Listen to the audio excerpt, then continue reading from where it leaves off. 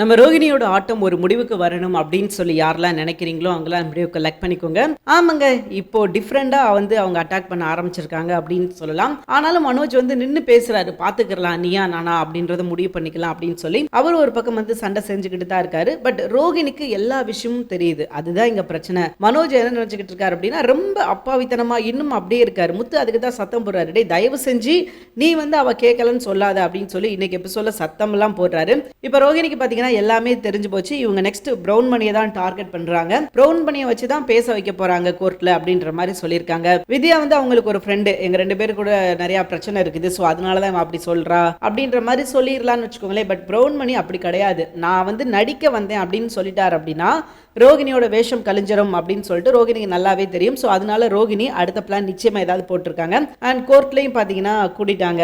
இன்னொரு பக்கம் பாத்தீங்கன்னா ரவி அண்ட் சுருதி, இவங்க 2 பேருக்குள்ள பிரச்சனை இப்போதைக்கு முடிகிற மாதிரி தெரியல. ஏன் அப்படின்னா பிரச்சனை அடுத்த கட்டத்தை நோக்கி போகுது. ரவி ஒரு டிமாண்ட் வைக்கிறாரு, நீங்க கொடுக்க வேண்டிய காசை கொடுத்துரு, 9 லட்ச ரூபா கொடுத்துரு அப்படின்ற மாதிரி சொல்லி கேட்கிறாரு. பட் சுருதி என்ன சொல்றாங்க அப்படின்னா, அப்படிலாம் கொடுக்க முடியாது. ஒருவேளை நான் அப்படி கொடுக்கணும் அப்படின்னா அதற்கு அவ சில விஷயங்களை செய்யணும் அப்படின்னு சொல்லிட்டு நீத்துவ சில விஷயங்கள் செய்ய சொல்றாங்க. இது அவங்க செய்ய மாட்டாங்க அப்படின்னு சொல்லி ரவி சொல்லிட்டாரு. அப்போ இவங்க என்ன சொல்லிட்டாங்க அப்படின்னா, அப்ப என்னால பணம் கொடுக்க முடியாது அப்படின்ற மாதிரி சொல்றாங்க. இல்ல நான் பேசி பாக்குறேன், இதுக்கப்புறம் உங்ககிட்ட பேசி பிரயோஜனம் கிடையாது அப்படின்னு சொல்லி ரவி கிளம்பவும், அப்போ மீனா நம்ம சுருதியை கூப்பிட்டு சொல்றாங்க, இங்க பாருப்பா, இப்ப உனக்கு எல்லாமே சரியா கிடைச்சிருக்குது. ரவி இங்க வேலைக்கு வரேன்னு சொல்லிட்டா, இதை தான் நீ எதிர்பார்த்த. அவ தெரிஞ்சோ தெரியாமலோ உனக்கு ஒரு விஷயம் பண்ணா அது உனக்கு பாசிட்டிவா வந்துருது. சோ அதனால நீ இப்ப என்ன பண்ற அப்படின்னா அப்படின்னு சொல்லி அவங்க சில ஐடியாக்கள் கொடுக்குறாங்க. அதன்படி கேட்டுட்டு சுருதி என்ன பண்றாங்க அப்படின்னா போய் ரவியை பார்த்து பேசுறாங்க. ஓகே ரவி, அந்த பணத்தை கொடுக்கறதுக்கான ஏற்பாடை நான் பண்றேன், அச்சாட்ட நான் பேசுறேன், நீ என்ன பண்ற, உடனே வேலைக்கு சேர்ந்துரு அப்படின்ற மாதிரி சொல்ல, உடனே ரவி என்ன சொல்றாரு அப்படின்னா, ஓகே நான் நீத்திட்டு இந்த விஷயத்த சொல்லிட்டு வந்துடுறேன் அப்படின்னு சொல்லிட்டு ரவி கிளம்பும் போது அப்ப சுருதி சொல்றாங்க, நீ வேலைக்கு சேர்ந்துட்டப்பா, நீ வேலைக்கு சேர்ந்து ரொம்ப நேரம் ஆகுது, போய் வேலையை பாரு, அவகிட்ட நீ அப்புறமா சொல்லிக்கோ, டியூட்டி டயத்தை தவிர்த்து நீ அடுத்து எப்பனாலும் பேசிக்கோ அப்படின்ற மாதிரி இவங்க சொல்ல, உடனே ரவியும் பாத்தீங்கன்னா வேலைக்கு போயிட்டாங்க. சோ இன்னைக்கு எபிசோட் நடந்த விஷயங்கள் அப்படின்னு பாத்தீங்கன்னா இவ்வளவுதான். அண்ட் கடைசியா பாத்தீங்கன்னா கோர்ட் சீன் கொஞ்சோண்டி காமிச்சாங்க. கோர்ட் சீன்ல என்ன நடக்குது அப்படின்னு பாத்தீங்கன்னா, ரோகிணி போய் ரொம்ப எகத்தாளமா பேசிக்கிட்டு இருக்காங்க. விஜயாவா இருக்கட்டும், மீனாவா இருக்கட்டும், இவங்ககிட்ட எல்லாம் போய் ரொம்ப எகத்தாளமா பேசிக்கிட்டு இருக்காங்க.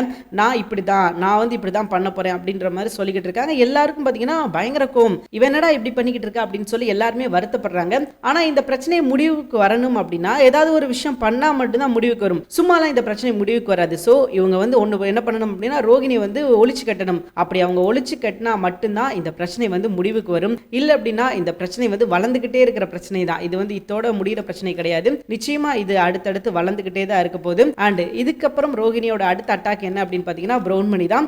இந்நேரம் பிரவுன் மணியை கார்னர் பண்ணியிருப்பாங்க. ஏதோ ஒரு விஷயம் சொல்லி என்னமோ ஒரு விஷயத்தை பேசி அவரை கார்னர் பண்ணி இவங்களுக்கு சாதகமா பேசுறதுக்கு என்ன விஷயங்கள் பண்ணணுமோ அந்த விஷயத்தை நிச்சயமா அவங்க செஞ்சிருப்பாங்க. இது தெரியாம இவங்க அசிங்கப்பட போறாங்க கோர்ட்ல. கோர்ட்டும் இவங்க சொல்ற விஷயங்களை தான் கேட்க போகுது அப்படின்றது ரொம்ப நல்லாவே தெரியுது. சோ பார்க்கலாங்க இதுக்கப்புறம் என்ன நடக்குது, எப்படி இந்த பிரச்சனை முடிவுக்கு வருது அப்படின்றது இனி வர எபிசோட்ல தெரியும். தேங்க்யூ ஃபார் வாட்சிங். இந்த வீடியோ உங்களுக்கு பிடிச்சிருந்துச்சுன்னா மறக்காம லைக் பண்ணிக்கோங்க. நம்ம சேனலை நீங்க இன்னும் சப்ஸ்கிரைப் பண்ணாம இருந்தீங்கன்னா உடனே சப்ஸ்கிரைப் பண்ணிக்கோங்க. தேங்க்யூ.